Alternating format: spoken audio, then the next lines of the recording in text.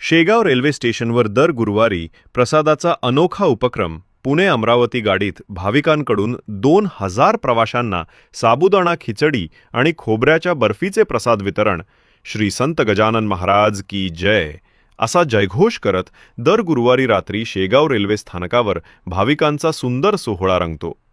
अमरावती शहरातील संत गजानन महाराजांचे भक्त गेल्या वर्षभरापासून हा अनोखा उपक्रम अखंडितपणे राबवत आहेत.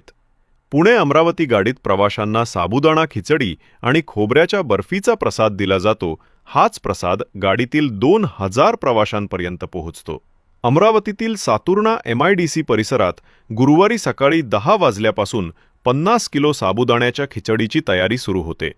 कोणी मिरच्या चिरतो, कोणी बटाटे उकडून सालं काढतो. भक्तिभावाने ही सेवा केली जाते.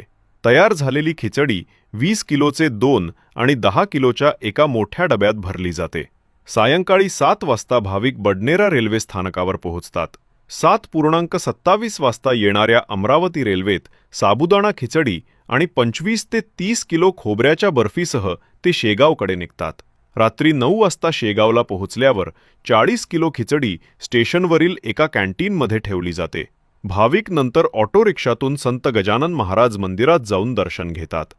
दर्शनानंतर मंदिर परिसरात काही भाग प्रसाद स्वरूपात वाटला जातो.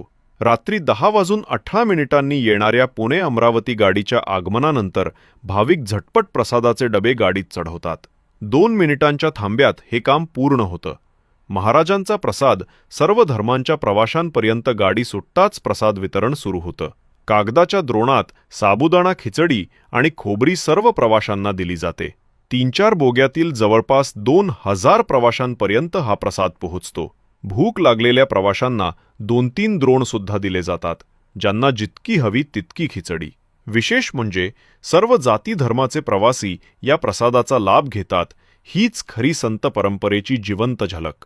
दर गुरुवारी शेगाव वारी करणारे अनिल काळेज, राजेश झोड आणि दिनेश तिवारी यांनी उन्हाळ्यात रेल्वेतील प्रवाशांना थंड सरबत वाटण्याचा उपक्रम सुरू केला होता. त्यातूनच साबुदाणा खिचडीचा प्रसाद देण्याची कल्पना आली. आज 50 पेक्षा अधिक भाविक त्यात सहभागी आहेत आणि हा उपक्रम संपूर्ण वर्षभर सुरू ठेवण्याचा संकल्प त्यांनी केला आहे. भाविकांची मागणी, गाडीला शेगाव थांबा हवा. अमरावतीतील भाविकांनी प्रशासनाकडे मागणी केली आहे की अमरावतीवरून पुण्याकडे जाणाऱ्या गाडीला शेगाव येथे नियमित थांबा मिळावा. त्यामुळे प्रसाद वितरण आणि दर्शनाची धावपळ थांबेल असं त्यांचं म्हणणं आहे. सेवा हीच भक्ती. भाविकांची भावना, महाराजांच्या नावाने बनवलेली प्रत्येक खिचडी, वाटलेला